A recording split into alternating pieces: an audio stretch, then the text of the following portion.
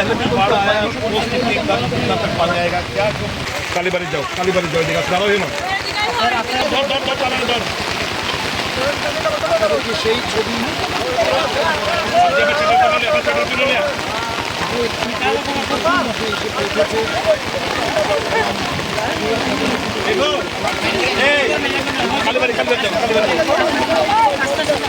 कालीबाड़ी जाओ कालीबाड़ी जाओ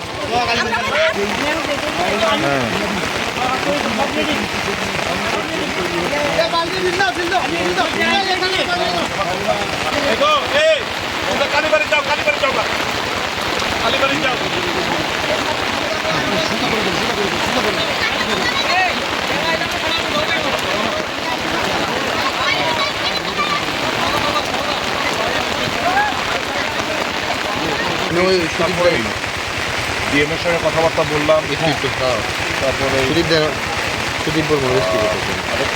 জেলা কর্তৃপক্ষের সঙ্গে কথাবার্তা বলি, ডিএমও আসছে এখানে। আচ্ছা আচ্ছা, তো ভোট আসলো, তারপর ওখানে উদ্ধার কার্য চলছে।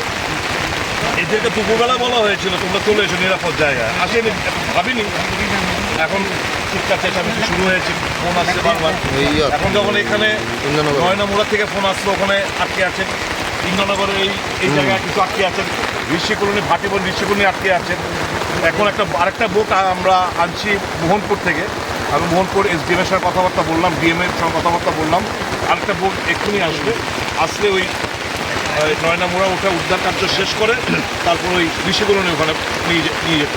এখন পরিস্থিতি কীরকম রয়েছে? এই জায়গাটা হচ্ছে দক্ষিণ ইন্দ্রনগর, এটা হচ্ছে দক্ষিণ ইন্দ্রনগর বাঁধ। এটা হচ্ছে এই একটা পাড়া, এই কাটাখাল, ওদিকেও খাল, আটকে ফেসে গেছে। এখন পরিস্থিতি কেমন ওই এলাকার পরিস্থিতি? দেখুন নদীর জল বাড়ছে, ওখানে এই গলার উপর দিয়ে জল বইছে, প্রত্যেকটি ঘর জলের তলায়।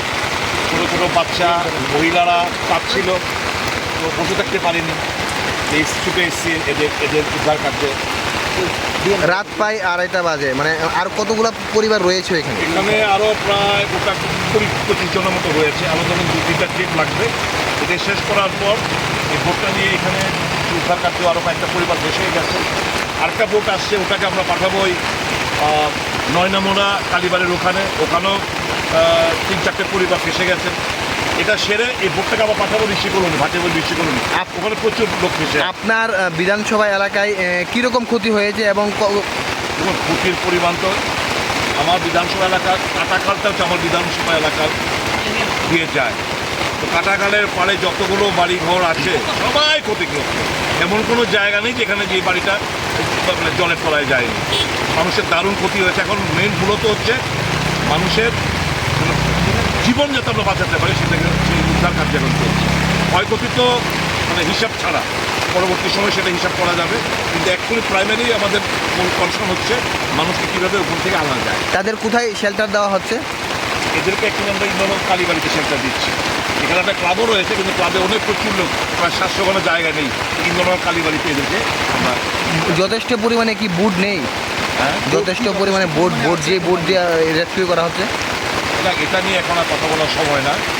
এখন মূলত ফোকাস হচ্ছে আমাদের উদ্ধার কার্য।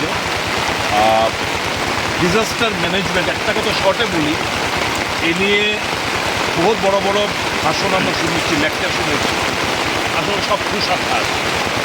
আজকে এই বন্যা একটা জিনিস প্রমাণ হয়ে গেছে, ডিজাস্টার ম্যানেজমেন্টের নামে সরকারের যে কিছুই নেই, আজকে একদম জলের মতো পরিষ্কার হয়ে গেছে। বাকি কথা আমি আর কাউকে দোষারোপ করবো না। এখন মূলত উদ্ধার কার্য চালানো, এটাকে আমরা প্রাধান্য দিচ্ছি।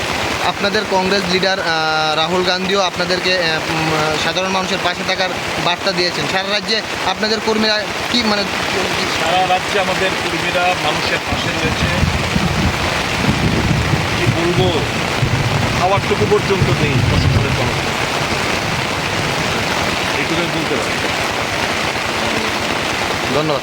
আমাদের ছেলেরা উদ্ধার কার্যে মানুষের পাশে, মানুষের বাড়িঘরে খাবার পদ্ধতি থেকে শুরু করে মানুষের পাশে রয়েছে, এবং আমাদের রাহুল গান্ধী, মল্লিকার্জুন খাড়গে, এটি আমাদের ইনস্ট্রাকশন যে মানুষের পাশে থাকবো, এই দুঃস্থ মানুষের পাশে যেন থাকা। ধন্যবাদ।